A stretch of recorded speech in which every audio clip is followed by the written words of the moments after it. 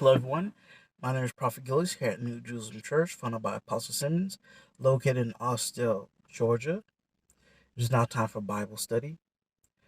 The scripture of the title of the message today is "Seek ye first the kingdom,"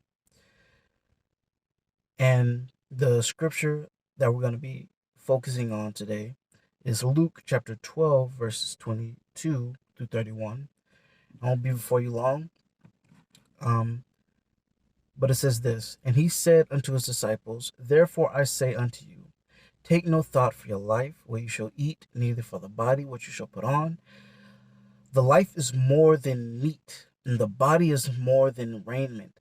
Consider the ravens; they neither sow nor reap, neither have storehouses or barns, and God feeds them.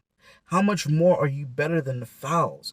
And which of you, with taking thought, can add to his stature 1 cubit? If you then be not able to do that thing which is least, why take ye thought for the rest? Consider the lilies and how they grow. They toil not, they spin not, and yet I say to you that Solomon in all his glory was not arrayed like one of these. If then God so clothe the grass, which is today in the field, and tomorrow cast in the oven, how much more will he clothe you, O ye of little faith? And seek not what you shall eat or what you shall drink, neither be ye of doubtful mind. For all these things do the nations of the world seek after. And your Father knoweth that you have need of these things. But rather seek ye the kingdom, and all these shall be added unto you." So a lot of this passage is dealing with the fact that we worry a lot. We as humans, we worry a lot.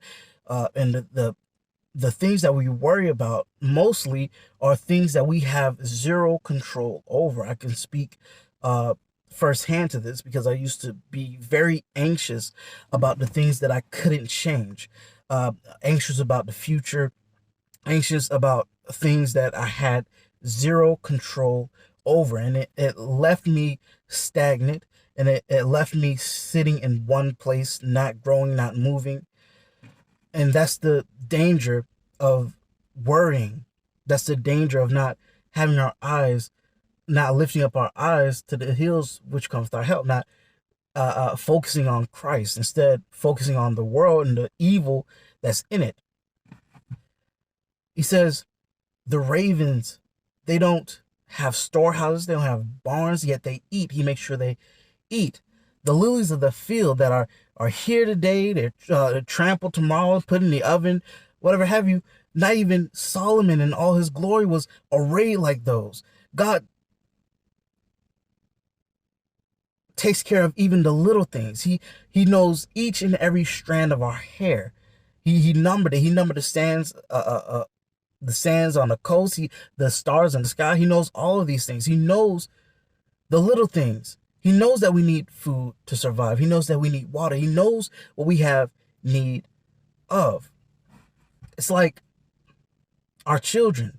They don't have to worry about what they're going to eat because we provide for them. He is our provider. And it makes me think about Exodus, when the children of Israel were going to the promised land. This was after God split the seas and,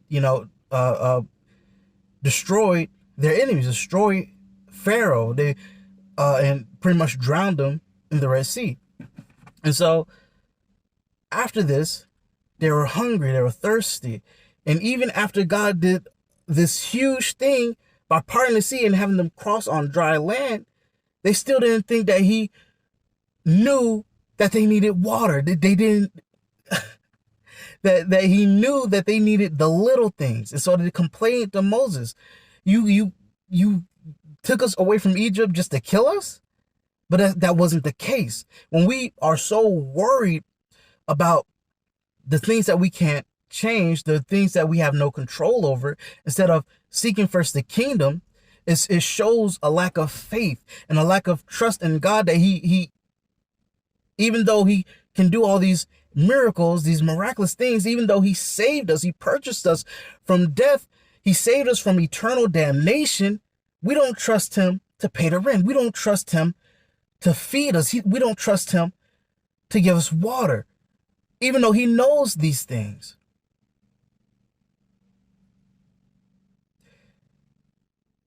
The only thing that we have to be worried about, the only thing, not worried, but the only thing that we need to focus on is the kingdom, just watching his hand.